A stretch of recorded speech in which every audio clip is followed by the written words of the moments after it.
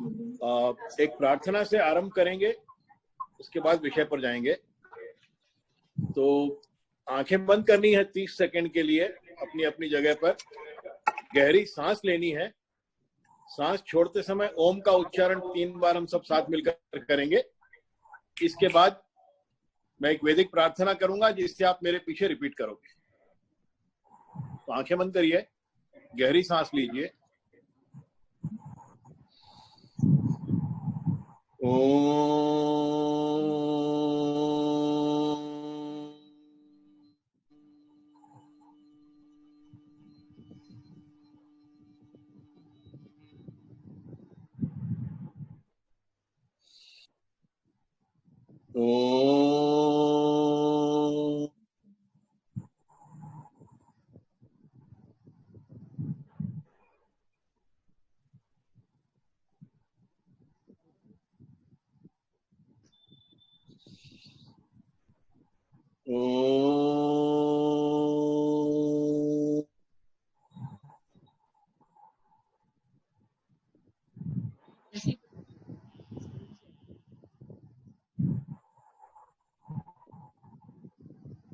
आंखें बंद रखिए। इस वैदिक प्रार्थना को मेरे पीछे रिपीट करिए।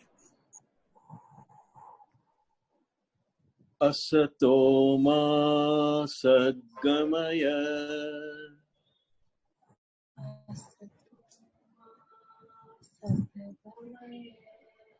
तमसो मा ज्योतिर्गमय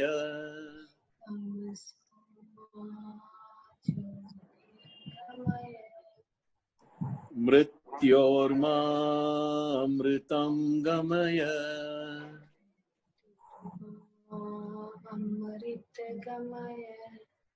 ओम शांति शांति शांति।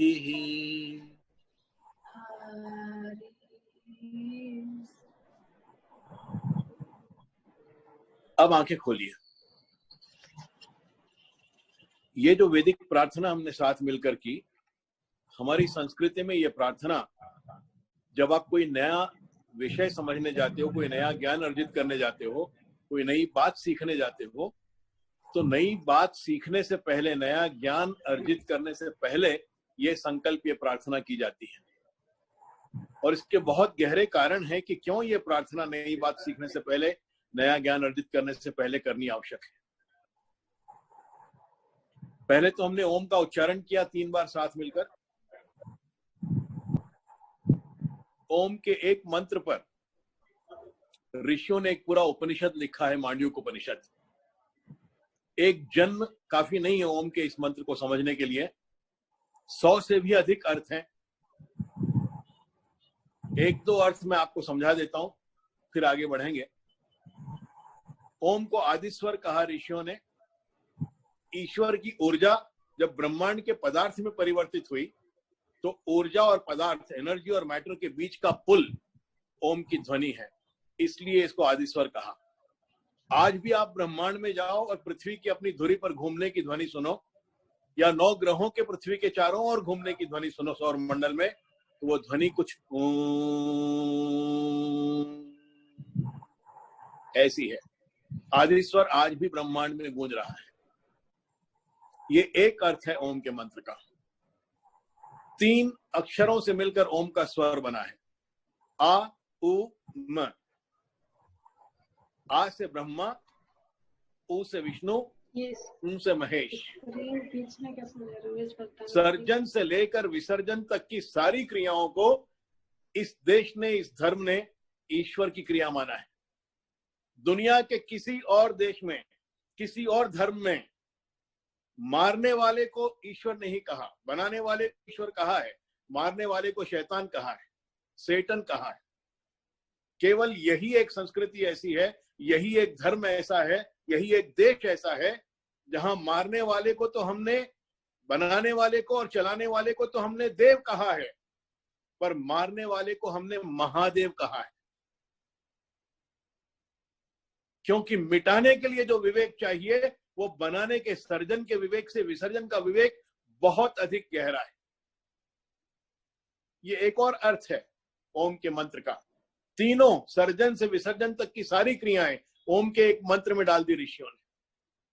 यही संसार चक्र है। सर्जन के देवता ब्रह्मा, सर्जन के लिए बुद्धि चाहिए, तो बुद्धि की देवी सरस्वती को ब्रह्मा की पत्नी बना दिया। पालन के देवता विष्णु और पालन के लिए धन चाहिए, तो श्रीदेवी को, धन की देवी लक्ष्मी को विष्णु की पत्नी बना दिया।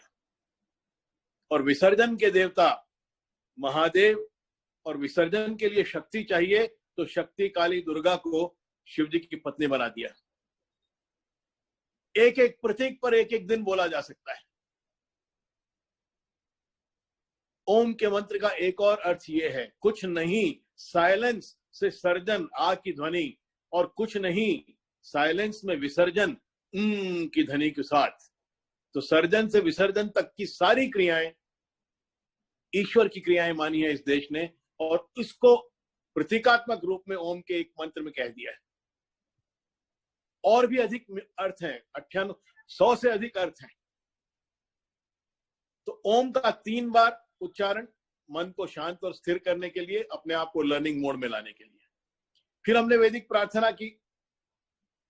पहली पंक्ति असतो मा सद्गमय है।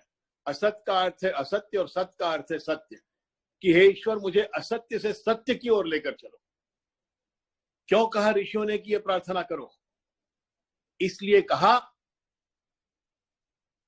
क्योंकि हम जिस ब्रह्मांड में रहते हैं ये असत्य है, और हम इस असत्य को सत्य समझने की भूल करते हैं और सत्य को मिस कर देते हैं, सत्य को देख नहीं पाते हैं।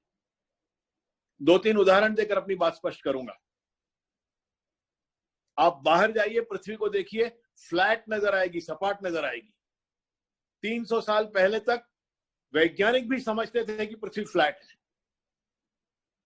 और ज्योग्राफी के लिए हिंदी में, मराठी में, तमिल में, तेलुगु में, संस्कृत में, सारी भारतीय भाषाओं में ज्योग्राफी के लिए क्या शब्द है? भूगोल। भू मतलब पृथ्वी, गोल मतलब राउंड। हजारों वर्ष पहले ऋषियों को पता था कि पृथ्वी गोल है, इसलिए एनवायरमेंटल साइंसेस के सब्जेक्ट का नाम उन्होंने दिया भूगोल। पर हमें पृथ्वी गोल दिखाई नहीं देती, हमें पृथ्वी फ्लैट दिखाई देती है। यह है असत्य को सत्य समझने की भूल करना, सत्य को मिस कर देना, सत्य को नहीं देख पाना। हम सूर्य को पूर्व से उगता हुआ देखते हैं सुबह, शाम को पश्चिम में जाके ढल जाता है। और सत्य यह है कि सूर्य न उगता है न ढलता है, सूर्य स्थिर है अपनी जगह। पृथ्वी घूमती है पश्चिम से पूर्व की ओर, हमें पृथ्वी घूमती हुई दिखाई नहीं देती पश्चिम से पूर्व की ओर, हमें सूर्य घूमता हुआ दिखाई देता है पूर्व से पश्चिम की ओर। यह है असत्य को सत्य समझने की भूल करना, सत्य को मिस कर देना, सत्य को नहीं देख पाना। इसलिए ऋषियों ने कहा असतो मा सद्गमय, कि हे ईश्वर ये ज्ञान मुझे जीवन के असत्य में सत्य को समझने की शक्ति दे। यही ज्ञान का पर्पस है, यही एजुकेशन का पर्पस है। जीवन के असत्य में सत्य को देख पाना, यही एजुकेशन का पर्पस है। बाकी सब क्वालिफिकेशन है जो हम स्कूल्स में, कॉलेजेस में पढ़ते लिखते हैं, डिग्रियां मिल जाती हैं, अपने नाम के आगे डिग्री लगा देते हैं, पर वो डिग्री आपको जीवन के असत्य में सत्य समझने की शक्ति नहीं देती। असत्य में सत्य को देखने और समझने की शक्ति ज्ञान देता है। और इसलिए नया ज्ञान अर्जित करने से पहले यह संकल्प आवश्यक है, असतो मा सद्गमय। दूसरी पंक्ति इससे भी गहरी, तमसो मा ज्योतिर्गमय। तमस से अर्थ है अंधकार और ज्योति का अर्थ है प्रकाश। तो वास्तविक संकल्प अंधकार है प्रतीक अज्ञान का, और प्रकाश है प्रतीक ज्ञान का। तो वास्तविक संकल्प है कि हे ईश्वर मुझे अज्ञान से ज्ञान की ओर लेकर चलो। क्यों कहा ऋषियों ने कि यह संकल्प आवश्यक है? इसलिए कहा क्योंकि मनुष्य के मन में एक बीमारी है, और पढ़े लिखे मनुष्यों में यह बीमारी अधिक है। इस बीमारी का नाम ऋषियों ने दिया आई नो। मैं सब जानता हूं, मुझे नई बात कोई सिखा ही नहीं सकता। ये अहंकार हो हम में, हमारे छोटे से सीमित ज्ञान का, कि मैं सब जानता हूं, आई नो एवरीथिंग, हम सर्वज्ञ हैं। तो फिर ज्ञान आप में से बह ही नहीं सकता। ज्ञान आप पर बरसे, ज्ञान की अनुकंपा आप पर हो, आप कुछ सीखने लायक हो, इसकी पहली अनिवार्य शर्त यह है कि हम ये समझें कि कुछ है जो हम जानते हैं और बहुत कुछ है जो हम नहीं जानते। अपने अज्ञान से परिचित होना ज्ञान पाने की दिशा में पहली अनिवार्य शर्त है। इसलिए ऋषियों ने कहा, नया ज्ञान अर्जित करने जाओ तो हृदय की गहराई से संकल्प करो, तमसो मां ज्योतिर्गमय, कि ईश्वर ये ज्ञान मुझे जीवन के अज्ञान में से ज्ञान की ओर लेकर जाए। तीसरी पंक्ति इन दोनों से गहरी, मृत्योर्मा अमृतम गमय। इस पंक्ति का अर्थ नहीं समझाऊंगा, क्योंकि ये समझाने जाऊंगा तो 1.25 घंटे का 1.5 घंटे का जो समय बचा है ये सारा सिर्फ प्रार्थना करने में निकल जाएगा, पेरेंटिंग शुरू नहीं होगी। हमारा 3-4 दिन का कैंप होता है तो अंतिम दिन, अंतिम सेशन में इस तीसरी लाइन का अर्थ समझाते हैं, मृत्योर्मा अमृतम गमय। तो अभी इसको नहीं छेड़ेंगे इस पंक्ति को, let's leave it right now. Subject पर, विषय पर आते हैं। आवाज कम आ रही है ऐसा मैंने तो आवाज फुल कर दी है, अब आपके पास देख लीजिए आपके उसमें कुछ हो तो। चलिए, विषय है इफेक्टिव पेरेंटिंग। 2 शब्द हैं, इफेक्टिव और पेरेंटिंग। तो जीवन में इफेक्टिवनेस किसको कहेंगे? इफेक्टिवनेस किसको कहेंगे जीवन में? एक कहानी के द्वारा समझाता हूं। मैं हैदराबाद में रहता हूं और हैदराबाद से 200 किलोमीटर दूर एक जिला है कर्नूल, और लोग हैदराबाद से कर्नूल जाते हैं तो अक्सर कार से, बस से जाते हैं, 3-4 घंटे में पहुंच जाते हैं। हमारे एक मित्र को कर्नूल जाना था हैदराबाद से, तो वो कार से नहीं गया, रेलवे स्टेशन गया और उसने एक ट्रेन पकड़ ली, वेंकटाद्री एक्सप्रेस। हैदराबाद से तिरुपति जाती है, कर्नूल से होते हुए गुजरती है। ट्रेन पकड़ ली, अपनी कंपार्टमेंट में गया, अपनी बर्थ पर पहुंचा और टीटी से मिला और बड़े भोलेपन से पूछा उसने टीटी से कि भैया ये ट्रेन कर्नूल कब पहुंचेगी? टीटी ने कहा ये ट्रेन कर्नूल रात को 12:30 से 1 के बीच में पहुंचेगी। हमारे मित्र को चिंता हुई, उसने कहा देखो आपकी ट्रेन जो इंडियन रेलवेज की है ये झूले जैसी है, आदमी जाके बर्थ पे सो जाए तो इतने झटके लगते हैं हॉरिजॉन्टल वर्टिकल हर दिशा में कि एकदम से नींद आ जाती है, और फिर रात को 12:30-1 बजे नींद में से जागना बहुत मुश्किल काम है, और मुझे कल सवेरे बहुत आवश्यक अपॉइंटमेंट्स हैं कर्नूल सिटी में, तो प्लीज मेरी एक मदद करो, जब कर्नूल ट्रेन पहुंचे तो मुझे नींद में से जगा देना। टीटी ने कहा कोई चिंता नहीं, आप सो जाओ, मैं जगा दूंगा। ये साहब सो गए। अगले दिन सुबह आंख खुली तो देखते हैं कि ट्रेन तिरुपति स्टेशन पे खड़ी है।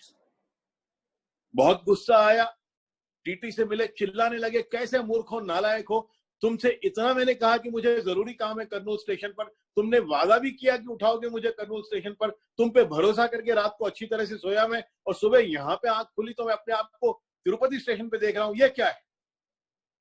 टीटी ने कहा भाई साहब आप अपने आप को तिरुपति में पा रहे हो तो ये आपकी वजह से, मेरी वजह से नहीं है।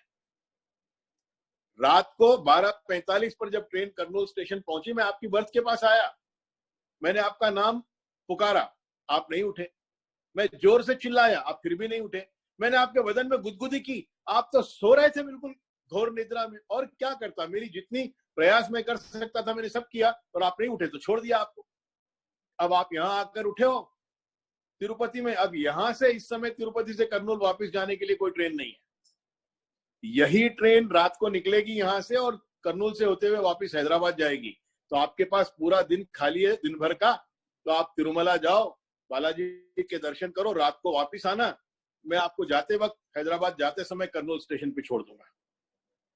तो ये साहब तिरुमला गए, दर्शन किए बालाजी के, वापस रात को आए, वही ट्रेन, वही टीटी, वही पैसेंजर। फिर टीटी से मिले और बड़े भोलेपन से पूछा भैया ये ट्रेन कर्नूल कितने बजे पहुंचेगी? और टीटी ने फिर वही उत्तर दिया कि ये ट्रेन कर्नूल रात को 12:30 से 1 के बीच में पहुंचेगी, क्योंकि गुजरते वापस जाते समय भी वो ट्रेन कर्नूल से 12:30-1 बजे जाती है रिटर्न जर्नी में।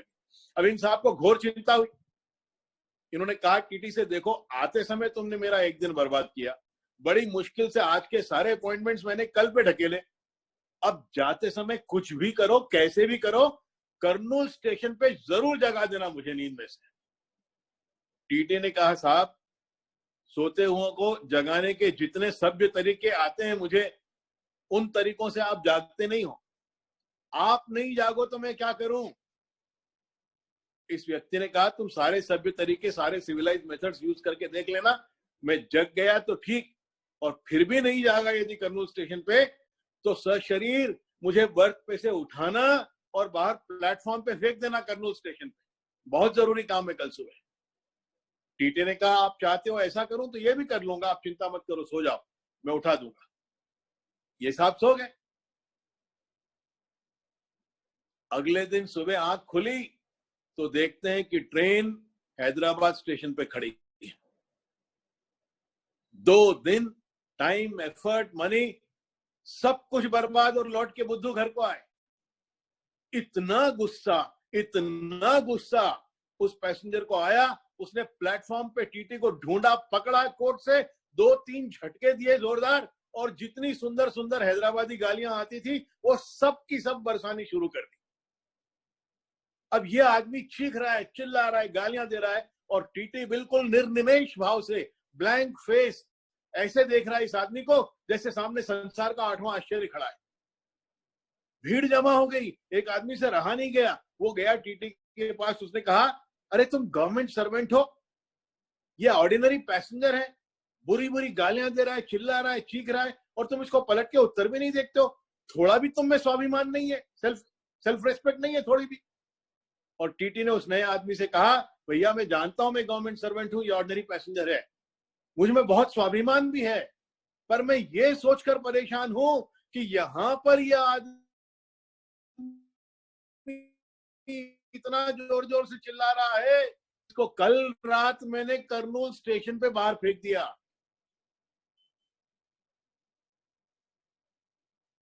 आप हंस भी रहे होंगे तो आपकी आवाज मेरे तक नहीं आ रही है क्योंकि आप म्यूट पर हो।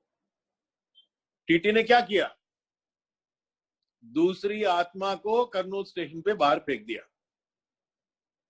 अब ऊपर ऊपर से देखो तो लगता है कि टीटी का एक्शन बहुत इफेक्टिव है। रात को बेचारा जागा होगा 12:30-1 बजे तक, एक व्यक्ति के पास गया होगा, उसका नाम पुकारा, चिल्लाया, बदन में गुदगुदी की, वो आदमी नहीं उठा तो उठा के उसको बाहर भी फेंक दिया। लगता है कि इफेक्टिवनेस है ये जीवन में, पर ये इफेक्टिव एक्शन नहीं है। ये इफेक्टिव एक्शन इसलिए नहीं है क्योंकि टीटी की जो क्रिया है वो उसको उसके गोल की तरफ नहीं लेकर जाती है, उसकी जिम्मेदारी पूरी करने की दिशा में आगे नहीं ले जाती है। टीटी की जिम्मेदारी क्या थी? सारी कोशिश करके देख ले, आदमी उठ गया तो ठीक, और नहीं उठे तो उठा के बाहर फेंक दे। टीटी ने सब कुछ सही किया, केवल आदमी गलत चुना। इफेक्टिवनेस का अर्थ है सही काम करना। वो काम सही है जो आपके जीवन के लक्ष्यों की ओर आपको आगे ले जाते हैं, जो गोल्स की दिशा में आपको आगे बढ़ाते हैं। Busyness is not equal to effectiveness. आप सुबह से शाम तक बहुत बिजी हो और शाम को पता चले कि आप इधर जा रहे हो और गोल आपके जीवन के लक्ष्य इधर हैं, तो आप इफेक्टिव नहीं हो। इफेक्टिवनेस का अर्थ है डूइंग द राइट थिंग्स, वो सारे सही काम करना जो आपको जीवन के लक्ष्य की दिशा में आगे बढ़ाते हैं। एक और बहुत सुंदर शब्द है अपनी जिम्मेदारियों को जीवन में पूरा करने के लिए, और वो शब्द है एफिशिएंसी। इफेक्टिवनेस और एफिशिएंसी अलग अलग बात है। इफेक्टिवनेस का अर्थ है वो सारे सही काम करना जो आपको लक्ष्यों की दिशा में आगे बढ़ा, और इफेक्टिवनेस का अर्थ है उन सही कामों को सही ढंग से करना। सही काम करना ये इफेक्टिवनेस है, सही काम को सही ढंग से करना ये एफिशिएंसी है। ये दोनों अलग अलग बातें हैं। मैंने जो कहानी आपको सुनाई, हैदराबाद से तिरुपति जाते समय टीटी इफेक्टिव था, उसने आदमी सही चुना, एफिशिएंट नहीं था, उठा नहीं पाया उसको। तिरुपति से हैदराबाद आते समय टीटी एफिशिएंट था, सारी कोशिश की, आदमी नहीं उठा तो उसको उठा के बाहर भी फेंक दिया। एफिशिएंट था, इफेक्टिव नहीं था, आदमी गलत चुना। तो मॉरल स्टोरी का मॉरल ये है कि आपको अपनी कोई भी जिम्मेदारी सही ढंग से यदि पूरी करनी हो तो इफेक्टिवनेस भी होनी चाहिए और एफिशिएंसी भी होनी चाहिए। बिना इफेक्टिवनेस के एफिशिएंसी बेकार है और बिना एफिशिएंसी के इफेक्टिवनेस बेकार है। इन दोनों का कॉम्बिनेशन हो तब कोई जिम्मेदारी पूरी ढंग से सही ढंग से आप पूरी कर सकते हो। और ये विशेष करके पेरेंटिंग में बहुत ही महत्वपूर्ण बात है समझने की। एज ए पेरेंट हमको ये पता होना चाहिए कि सही काम क्या है पेरेंटिंग में, और ये भी पता होना चाहिए कि उन सही कामों को करने का सही ढंग क्या है। ये पहले शब्द का रहस्य है, effective parenting, effectiveness which includes efficiency. सही काम और सही ढंग से करना, ये दोनों बातें इफेक्टिवनेस में आ गई। अब पेरेंटिंग का क्या अर्थ है? अब आप में से कई बहनें सोच रही होंगी कि अब बच्चे हो गए, बड़े हो गए और पेरेंटिंग का वर्ड सीखना पड़ेगा मेरे को। पेरेंटिंग मनुष्य के जीवन का सबसे बड़ा रहस्य है, सबसे बड़ा रहस्य है, सबसे महत्वपूर्ण जिम्मेदारी है और सबसे बड़ा रहस्य। मैं रहस्य इसलिए कहता हूं क्योंकि किसी स्कूल में, किसी कॉलेज में, किसी यूनिवर्सिटी में पेरेंटिंग की शिक्षा नहीं दी जाती। सबसे बड़ी जिम्मेदारी है और कोई सिखाता नहीं है। एजुकेशन सिस्टम देखिए हमारा, आपको सरफेस टेंशन सिखाएंगे, आपको स्पेसिफिक ग्रेविटी सिखाएंगे, एटॉमिक नंबर सिखाएंगे, पीरियोडिक टेबल सिखाएंगे। ये नहीं सिखाएंगे कि पैसे को कैसे हैंडल करना है, ये नहीं सिखाएंगे कि भावनाओं पे कैसे नियंत्रण रखना है, ये नहीं सिखाएंगे कि संबंधों को कैसे निभाना है, ये नहीं सिखाएंगे कि पेरेंटिंग कैसे करनी है। जिन बातों से, जिन समस्याओं से नित्य प्रति आपका वास्ता पड़ने वाला है, उनकी कोई ट्रेनिंग नहीं है। और जो जीवन में कभी नहीं काम आएंगे आपको, वो कॉन्सेप्ट्स के ऊपर पूरा ध्यान है। त्रासदी है ये, हमारी विडंबना है हमारे एजुकेशन सिस्टम की। किसी कॉलेज में पेरेंटिंग सिखाई नहीं जाती है। जीवन की सबसे बड़ी जिम्मेदारी कोई नहीं सिखाता है।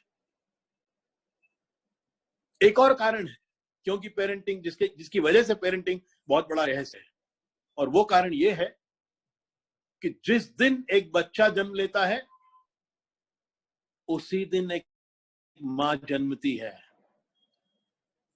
क्योंकि इस बच्चे के जन्म तक ये स्त्री मां नहीं है, उसी क्षण मां जन्मती है, उसी क्षण पिता जन्मता है। और इसलिए माता और पिता के रूप में इन पेरेंट्स का एक्सपीरियंस उतना ही कम है जितना उस एक क्षण के बच्चे का है। जैसे वो एक क्षण का बच्चा अबोध है, उनके सामने आता है, वो पेरेंटिंग के बारे में कुछ जानते ही नहीं है। अब वो रोज नया सरप्राइज देता है और हर बच्चा एक अलग सरप्राइज देता है।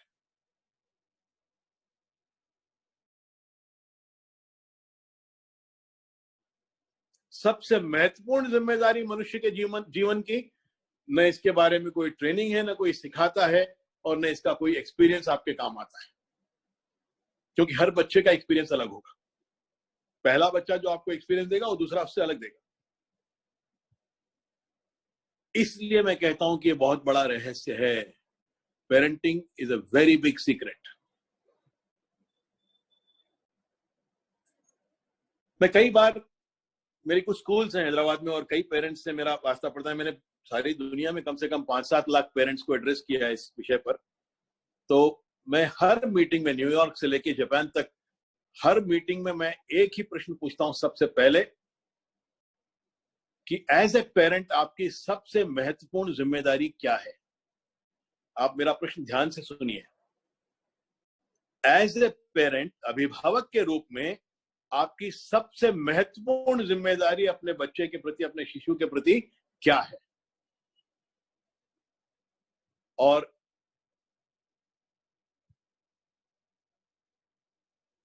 मैं बता दूं आपको कि पिछले 20 सालों में जब से मैं ये कर रहा हूं, मुझे कैलिफोर्निया से लेकर टोक्यो तक एक भी पेरेंट ने इस प्रश्न का सही उत्तर नहीं दिया है।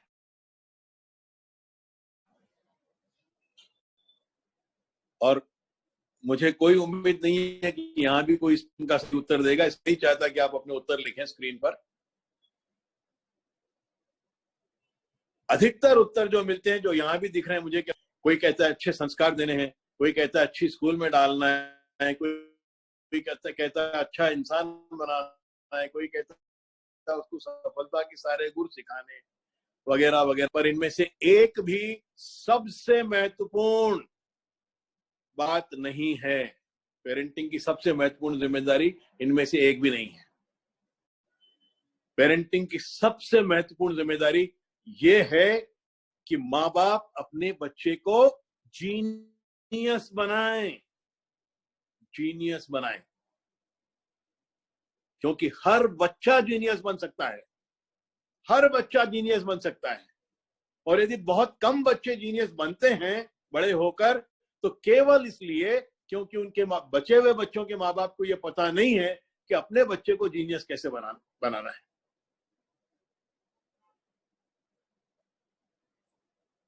हर बच्चा जीनियस बन सकता है और हर माँ उसको जीनियस बना सकती है, हर पिता उसको जीनियस बना सकता है, केवल यदि माँ बाप को पता हो कि मेरे बच्चे के साथ मुझे क्या करना है। यह सबसे महत्वपूर्ण जिम्मेदारी है पेरेंटिंग की।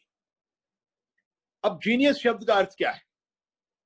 साधारणतः अर्थ हम ये समझते हैं जीनियस शब्द का कि बच्चे को बहुत अधिक इंटेलिजेंट होना चाहिए।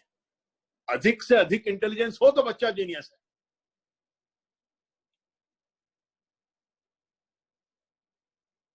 भारत में यह वेस्टर्न कॉन्सेप्ट है कि अधिक इंटेलिजेंस हो तो बच्चा जीनियस है। भारत में ऋषियों ने कहा है कि इंटेलिजेंस होना आवश्यक है, बहुत अधिक इंटेलिजेंस होना आवश्यक है, पर यह काफी नहीं है। क्योंकि बहुत अधिक इंटेलिजेंस हो तो वो बहुत खतरनाक हो सकती है यदि उसमें दूसरे गुण नहीं। दाऊद इब्राहिम कराची में बैठकर अपने अंडरवर्ल्ड के धंधे चलाता है इंडिया में। हम अपने तो इंटेलिजेंस बहुत है ना, उसमें बहुत खतरनाक है। हमारे यहां दक्षिण में एक वीरप्पन साहब थे, 3 स्टेट्स की पुलिस भाग रही थी उनके पीछे, जीवन भर भगाते रहे।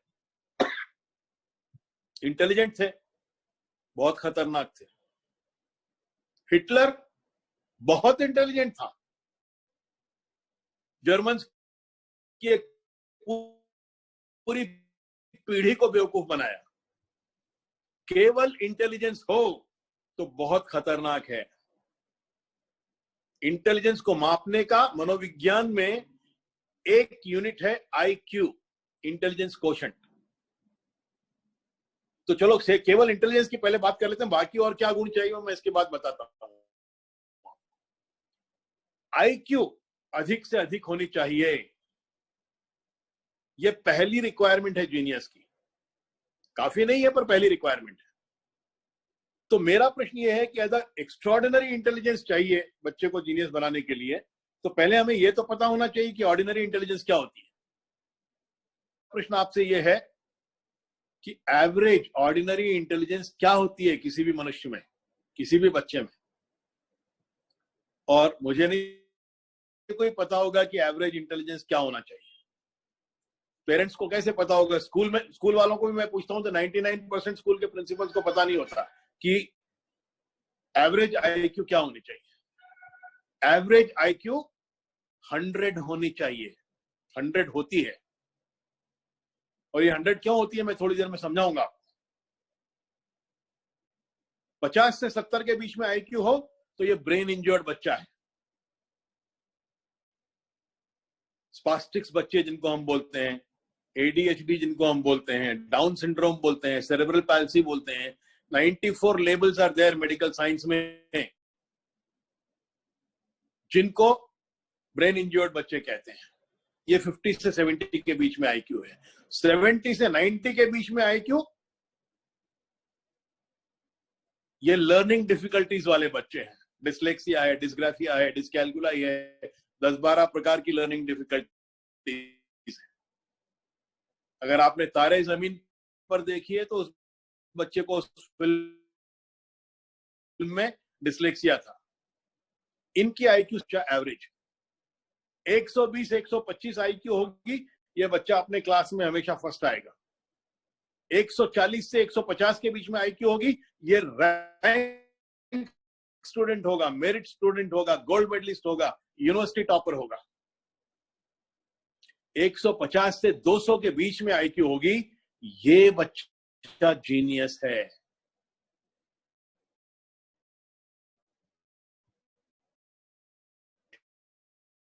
और मैं आपसे ये कह रहा हूं कि हर बच्चे की आईक्यू 150 से 200 के बीच में मां पहुंचा सकती है, यदि उसके साथ वो सारे काम सही करे। ये आईक्यू है अपने बच्चे को जीनियस बनाने की। पर जैसे मैंने कहा, केवल आईक्यू अधिक हो तो बहुत खतरनाक बात हो सकती है। ये दो अलग अलग बातें हैं। ब्रेन एक फिजिकल कंपोनेंट है, आपके सिर में जो हिस्सा है ये ब्रेन है, माइंड फिजिकल कंपोनेंट नहीं है। आपको इसको और अच्छी तरह से समझने के लिए एक कंप्यूटर का उदाहरण लीजिए। कंप्यूटर में मॉनिटर है, प्रिंटर है, कीबोर्ड है, माउस है, ये सब हार्डवेयर है। और हार्डवेयर कितना ही अच्छा क्यों नहीं हो, किसी काम का नहीं है यदि उस सिस्टम में एक सुंदर अच्छा सॉफ्टवेयर नहीं है। तो ब्रेन मनुष्य के जीवन का हार्डवेयर है और माइंड मनुष्य के जीवन का सॉफ्टवेयर है, प्रोग्राम ऑफ लिविंग लाइफ। तो आईक्यू का संबंध ब्रेन से है, हार्डवेयर से है। ईक्यू और एसक्यू, इमोशनल कोशेंट और स्पिरिचुअल कोशेंट, इसका संबंध प्रोग्राम ऑफ लिविंग से है, माइंड से है। तो जीनियस अपने बच्चे को बनाने के लिए हमें उसका ब्रेन डेवलपमेंट भी सही करना पड़ेगा और हमें उसका माइंड का प्रोग्रामिंग, सबकॉन्शियस माइंड की प्रोग्रामिंग भी सही करनी होगी। ये तीनों हम अधिक से अधिक कर लें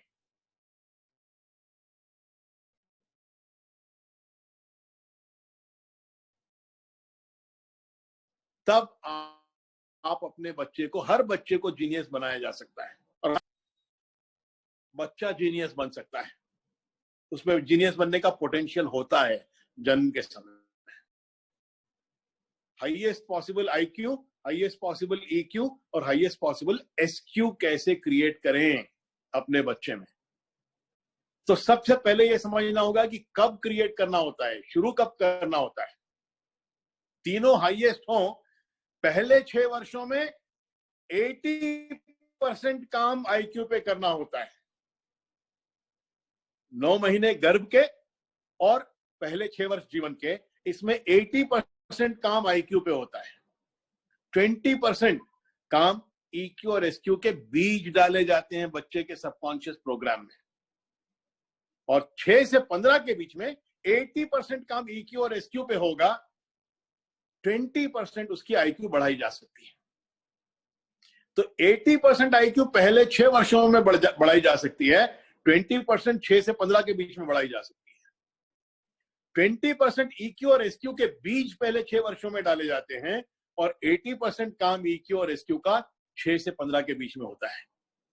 तो पेरेंटिंग की जो पूरी जिम्मेदारी है, यदि आप अपने बच्चे को ट्रूली जीनियस बनाना चाहते हैं तो काम कब शुरू होना चाहिए?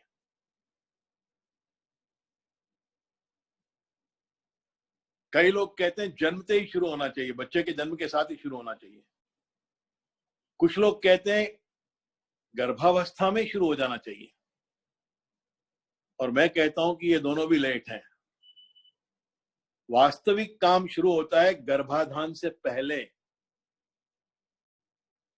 क्योंकि जब मां के गर्भ में बच्चा आता है, जब पहला सेल क्रिएट होता है, तब उसमें आत्मा आती है। और किस मां के गर्भ में कौन सी आत्मा आएगी, इसका कोई साइंस होना चाहिए कि नहीं होना चाहिए? ऐसा तो नहीं है कि किसी भी मां के गर्भ में कोई भी आत्मा आ जाएगी, कि किसी की मां के गर्भ में विवेकानंद जी की आत्मा आ गई, किसी मां के गर्भ में दाऊद इब्राहिम की आत्मा आ गई, किसी मां के गर्भ में किसी शराबी गुंडे की आत्मा आ गई।